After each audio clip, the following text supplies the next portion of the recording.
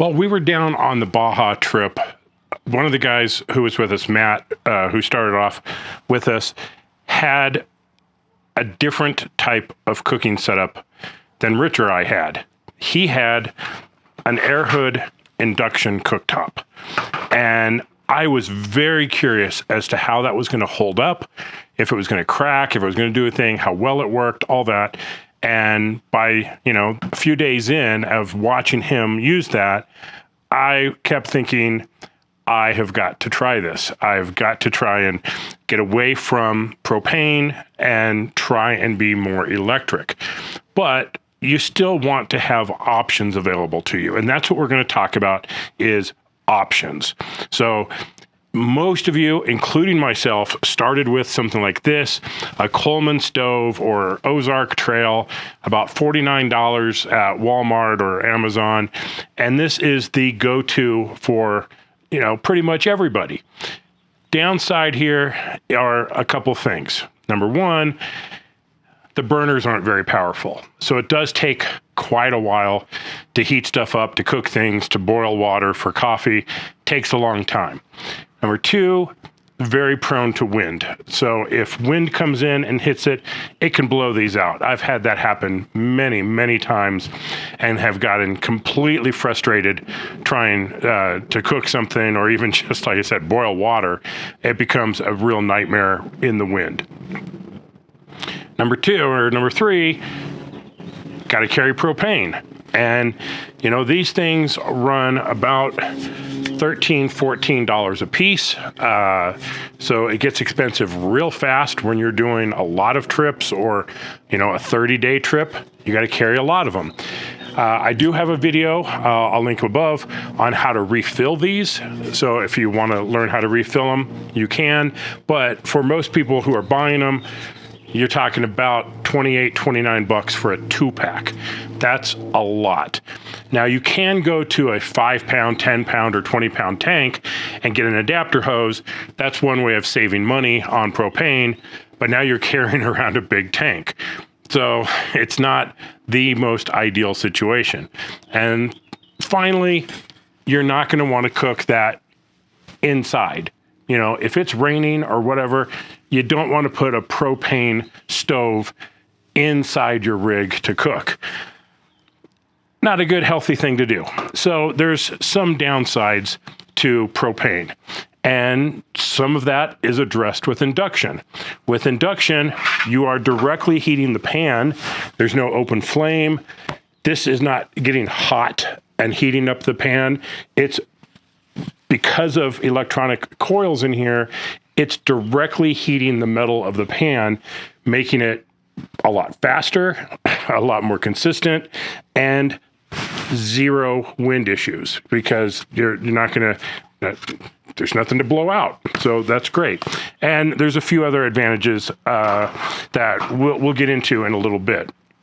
But I want to show you some of the other items I've been using to add to my cooking options. For water, I often use the Stok Voltaics Joule kettle pot. Just a handy little guy here. It's got 3 settings: drink, eat, and pop. Drink is for boiling water. Does what it says. When it starts boiling, this will shut off.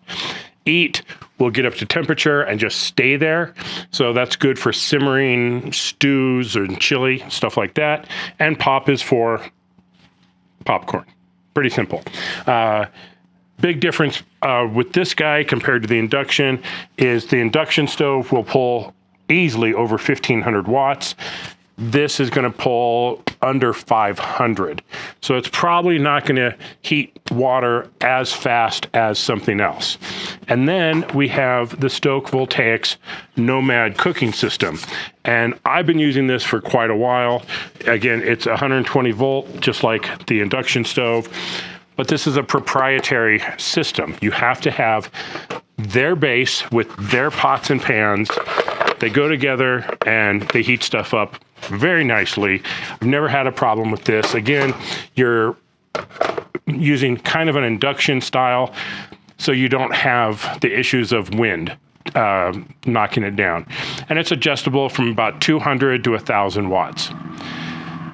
So One more option that we have, which I've recently moved to, is the Camp Chef Everest 2X. This was a gift, which is why we have it. We might not have bought it out of our own pocket, or we may have eventually, but this is basically the same as the Coleman or Ozark Trail, you know, green guy, 2-burner stove. Big difference is these are 20,000 BTUs. So they will heat up stuff a lot faster. It's a lot more power. So we're going to do some comparisons. We got our kettle here, and we're gonna start with your basic camp stove and see how long does it take to boil water. We'll try the Joule, we'll try the kettle on the Induction, and we'll try the kettle on the Camp Chef, and just kind of see what the differences are, so you kind of have an idea of baselines and what to expect from different products. So for this test, we're going to use a bottle of water. It's going to be basically this exact same for every test, and that's because the Joule only takes a bottle of water. That's as much as it can take. So we're going to use the same test on all of them, just so we can see the differences and the times, and should be an interesting test. Let's get to it. So we'll just go ahead and dump the first bottle in here. I'll get this thing fired up, and we'll see where we're at. Okay, we got the stopwatch ready. We got the fire on. We'll move the kettle onto the fire, hit start, and let's see how long this takes to boil water. All right, and we have reached a boil at 4 minutes and 40 seconds. So we'll turn that down. All right, so that's our baseline, our standard Coleman Ozark Trail camp stove, 4 minutes and 40 seconds. Let's see if we can beat that. Next up, we have got the Joule from Stok Voltaics. I have used this many, many times out on the campsites. Again, mostly just for boiling water. That it's perfect for, so that I can make a mountain house meal, you know, a freeze-dried meal, something like that, or just coffee. So we've got our timer reset here, and we're going to hit start and start.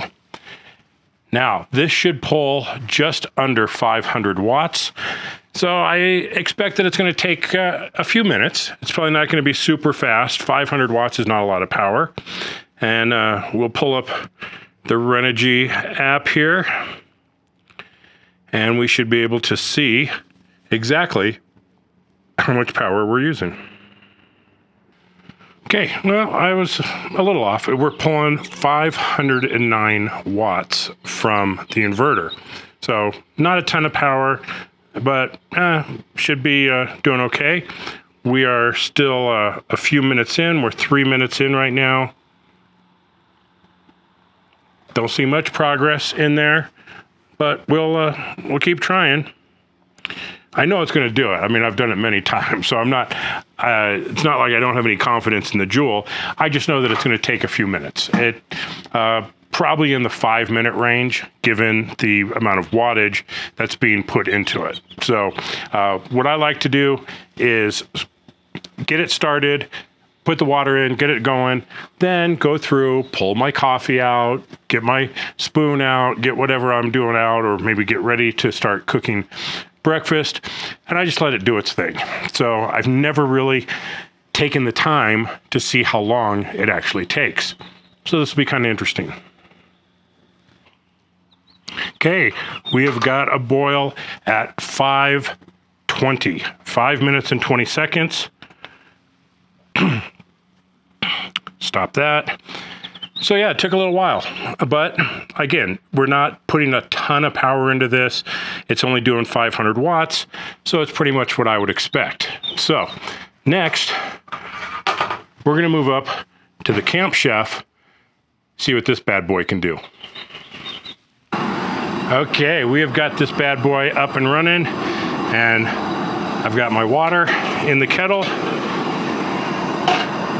Whew. And let's see how long this one will take.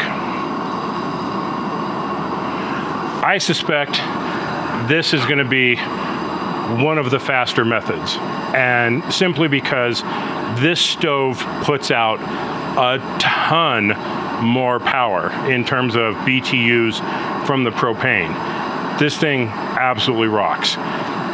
Still have issue of wind getting in here. If this isn't positioned right and the wind's blowing in there, yeah, it can even blow this out. I've seen it happen. But in terms of just raw horsepower, this thing is going to be some kick butt propane stove.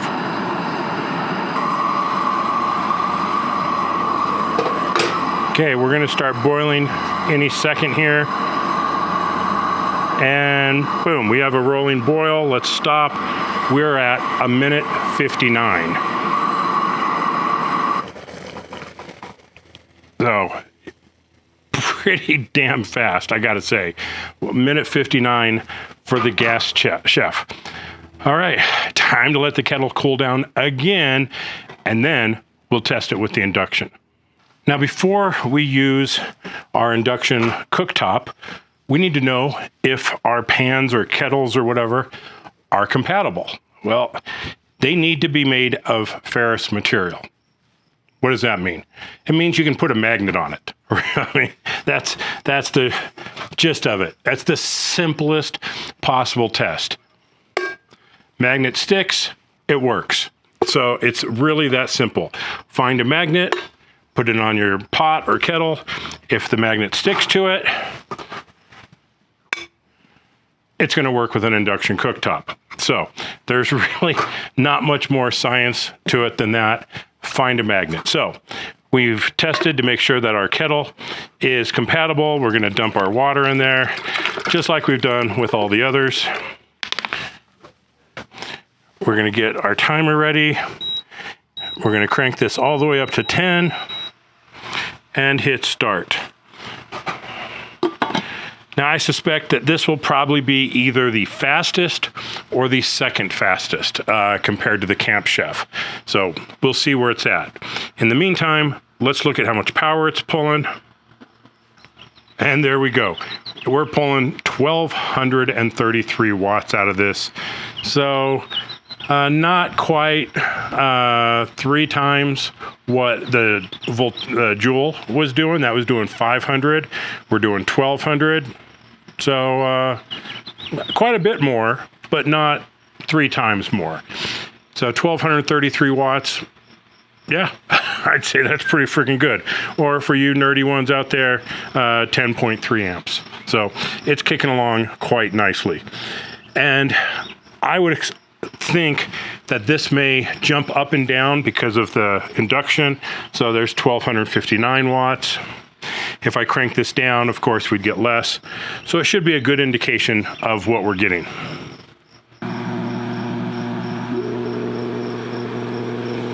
And we're gonna start boiling here any second. And there we go. 2 minutes, 52 seconds for the induction. Now, while I've got this here, talk about some other reasons why you might want to go with induction. So we're not using propane. We're not having to carry that. It's nice, clean energy. I'm using renewable energy because I've got solar panels. When I'm driving, I'm charging off the alternator. I don't even have a means of charging this off house power. It either charges off solar or when it's driving. That's it. So totally clean energy that I'm using. I'm not polluting, I'm not burning fuel, and I'm not having to dispose of 1-pound cartridges. Now, regular piece of printer paper here. I'm going to put it underneath and fire this back up. And what I'm going to show is that because there's no flame, an induction top is inherently safer. We're already back up to boiling right now. I mean, it was just boiling a second ago, so it's no surprise. But even with this thing on boiling, on top of this piece of paper, there's nothing to catch fire, unlike a propane that has a flame going on it. So we're cooking along really nicely here. I'll let it go for a few seconds and I'll turn it off. No scorch marks, no damage, and I can put my hand right on it. It's a little hot right in the middle because there was a very hot kettle on it, but if someone came up, a kid or an animal came up and touched this, they're not going to get burned. So I think induction is inherently safer for that reason, as well as, you know, not having a flame. So now, another big purpose that I have for induction is when there's bad weather. If it's raining, snowing, whatever outside, and there's just no way I'm going to be able to cook on a propane stove, I can simply take my induction stove, throw it inside. I could easily cook right there with no problem. Fast setup, all I have to do is plug it in.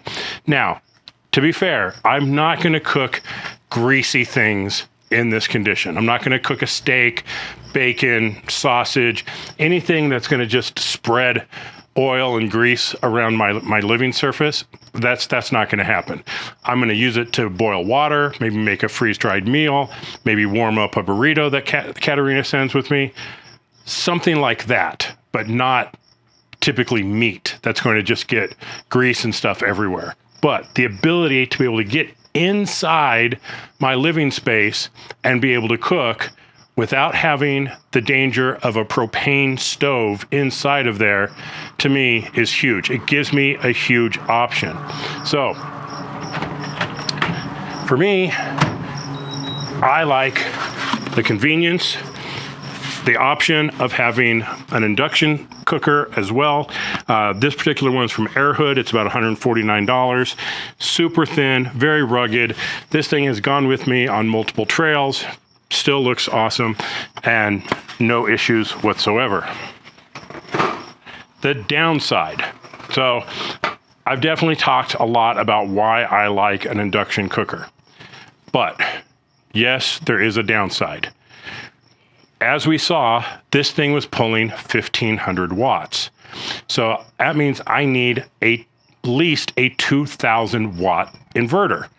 Now my trailer only has a 1,000 watt inverter in it at the moment, so it can't power this. It can power the Joule, but it can't power this. It can power the Nomad if I'm on a medium setting. Can't power this. So we're going to do a whole modernization project on the trailer soon. All the parts just came in, so we're going to beef that thing up and make it a modern trailer. That's a video for another time. For now, we're talking about these options. So I think if you're going to start off with something like a Coleman or an Ozark Trail, save some money, get your stuff going. Yeah, it's going to take a little bit longer, but it's eventually going to do the job. If you want to stick with propane or have propane as a major option, the Camp Chef Everest 2X, absolutely a killer propane stove. If you want another option that's electrical, the Airhood is definitely a great way of going, and I love it to death. Maybe you're at a campsite where you've got power. Then power is not an issue at all. If you're in a setup like our Gladiator, well, we've got a dedicated battery and a whole Renogy electronics kit. We've got plenty of power. Maybe you're van lifing or camping out of your Wrangler or something, you can use it with a power station. So induction gives you a lot of options that you may not have with propane. And that's the whole point of this. So hopefully you learned some stuff about induction. You learned the benefits, the pros, the cons of propane versus induction. And that's all I got for you today. So thanks for watching, everybody. Stay safe out there. I'll see you on the trails.